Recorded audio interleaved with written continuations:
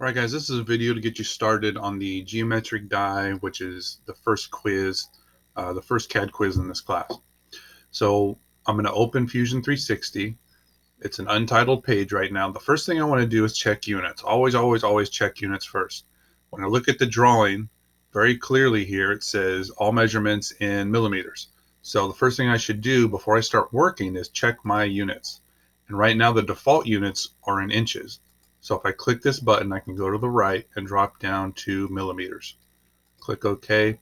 Now you're mostly good to go. And if you look over here, all these numbers only have 2 digits to the right. So I'm going to show you how to change your precision. If you go up to the top right and click on your initials, click on preferences, it's going to open up a big box here where you can change quite a bit. Now, generally, we don't really have to mess with this. This is where we can customize the views and just the screen itself. But if I go down to units and value display on the left, I get this page. And the very top one says general precision.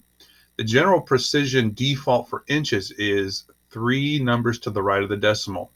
For inches, that's what you want. But when you're working in millimeters, that's way too precise for us. We want 2 digits to the right of the decimal. 2 digits to the right for millimeters. You can click OK, and it's going to save that. And now we can get working. So the first thing we need to do is make a cube. So I'm going to select this plane. I'm just going to use the 2-point rectangle because that's the easiest. And then I'm going to dimension, right?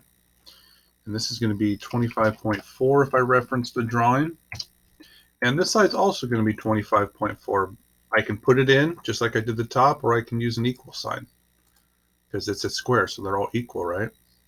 Now, if I look under my sketches, I can double check that that is now, it's got the little padlock on there, which means that's fully defined. That's what we want, fully dimensioned and fully constrained. Now we extrude that. And I just like to go away from me for the most part. It's going to be 25.4 distance as well because it's a cube. So now I've got my cube. I'm going to go to the home view, and that front view is where the one side should be on the die. So this is going to be the one side. So I can sketch on that face. And as you can see in the drawing, it's just a circle in the front and then some text on the top and bottom. So I'm just going to put a circle right here. Now there's a lot of ways to dimension this and get it fully constrained in here. Probably the easiest way is just to go 25.4 divided by 2, and then do that from the top or bottom as well. 25.4 divided by 2, and then the size of this is 4.70.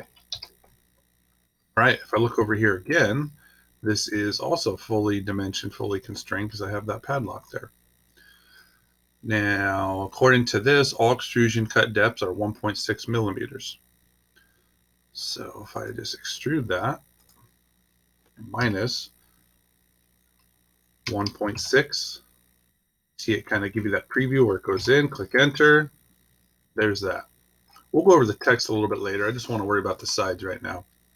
Now, make sure that when you choose the sides that are going to be, that you work on next, that all opposite sides equal 7. So if I have a 1 in this front face, the back face over here should have 6.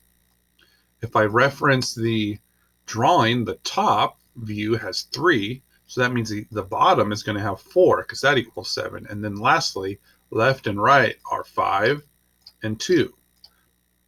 Please make sure to get those small details right. I know it seems small, but it's a really good exercise to get things in the right place right from the beginning, okay? So let's see, what else should we attack? Let's do the top view. So I'm going to open up a new sketch, go to the top view, and here we have polygons. We have 5-sided polygons.